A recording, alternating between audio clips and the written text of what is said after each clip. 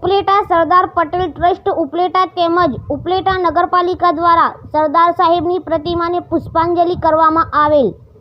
આજ રોજ તારીખ 31 ઓક્ટોબર 2025ના રોજ ઉપલેટા નગરપાલિકા સરદાર પટેલ ટ્રસ્ટ ઉપલેટાના સંયુક્ત ઉપક્રમે એક ભારતના શિલ્પી અને લોખંડી પુરુષ એવા શ્રી સરદાર વલ્લભભાઈ પટેલની 150મી જન્મ જયંતિ નિમિત્તે સરદાર સાહેબની પ્રતિમાને પુષ્પાંજલિ કરવામાં આવેલ। આ કાર્યક્રમમાં ઉપસ્થિત ધોરાજી ઉપલેટા વિસ્તારના ધારાસભ્ય શ્રી ડૉક્ટર મહેન્દ્રભાઈ પાડલિયા, નગરપાલિકા પ્રમુખ વર્ષાબેન ગજેરા, દાનભાઈ ચંદ્રવાડિયા, નિકુલભાઈ ચંદ્રવાડિયા, છગનભાઈ સોજીત્રા, દહાયાભાઈ ગજેરા, નરસિંહભાઈ મુગલપરા, અનિતાબેન ચૌહાણ, જયેશભાઈ ત્રિવેદી, લાખાભાઈ ડાગર, કૃષ્ણકાંત ચોટાઈ, લક્ષ્મણભાઈ ભોપાળા, બાબુભાઈ ડેર તેમજ ભારતીય જનતા પાર્ટીના આગેવાનો તેમજ કોંગ્રેસ પાર્ટીના આગેવાનો તેમજ શ્રી સરદાર વલ્લભભાઈ પટેલની 150મી જન્મ જયંતિ ઉજવણીના ભાગરૂપે રાજકોટ ગ્રામ્ય પોલીસ દ્વારા એક ભારત આત્મનિર્ભર ભારત કાર્યક્રમ અંતર્ગત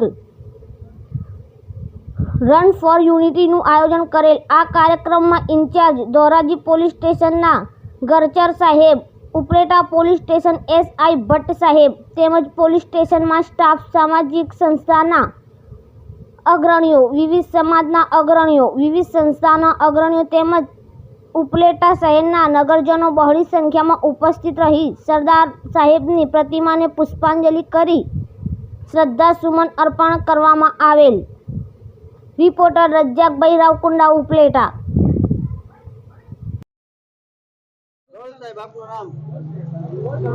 છગનલાલ એસ સોજીત્રા, ભૂતપૂર્વ ધારાસભ્ય ધોરાજી જામકંડોરણા, સરદાર પટેલ સેવા ટ્રસ્ટના ચેરમેન, આજે ઉપલેટા નગરપાલિકા અને સરદાર પટેલ સેવા ટ્રસ્ટના સંયુક્ત ઉપક્રમે શ્રી સરદાર વલ્લભભાઈ પટેલની 150મી જન્મ જયંતિ અને દેશમાં રાષ્ટ્રીય એકતા દિન તરીકે ઉજવાઈ રહ્યો છે।